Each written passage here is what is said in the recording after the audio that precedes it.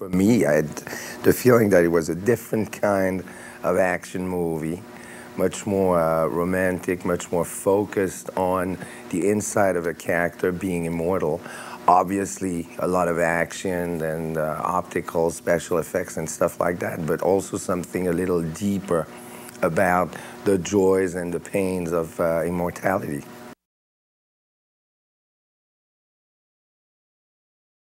I believe the relationship that Connor had with Ramirez, Sean Connery, was more like a father and son. I think here it's like there are two brothers.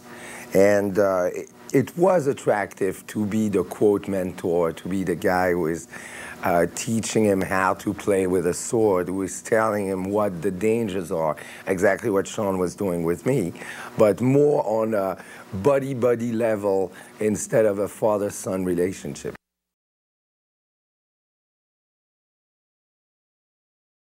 At the end, there can be only one. So, and that's exactly what was happening in number one and in the other Highlander. I mean, you cannot, either you have the bad guy who is the winner, but he is the one, or you have Connor, or you have Duncan, which creates in Endgame a big controversy because people are wondering, saying, who is it going to be? And that we don't know.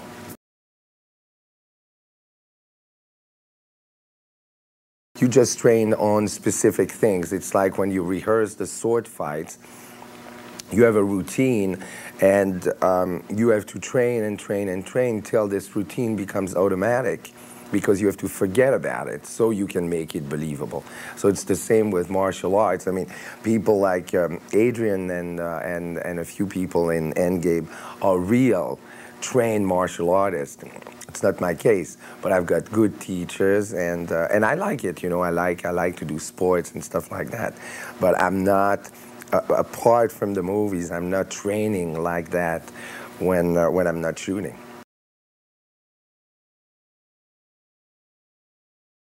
What sets Highlander apart is that it's not just an action movie.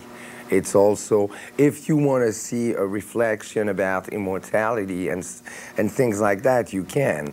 So it's also, it brings something romantic about the movie, and I think it's very important. I mean, most action movies are just action, and they are generally very, not all of them, I mean, you've got some fabulous action movies, but most of the great action movies got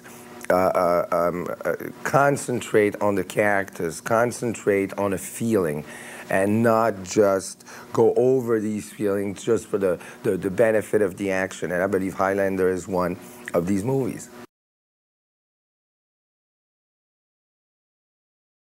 They've got a different type of depth.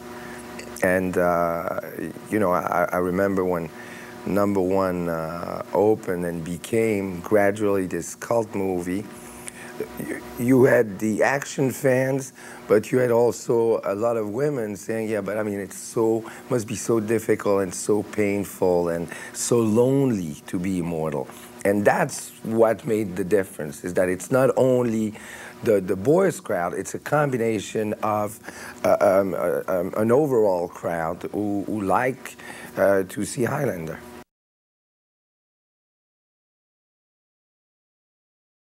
It's the closest one to number one because the writers and producers went back. They understood the importance of going back to this reflection about immortality.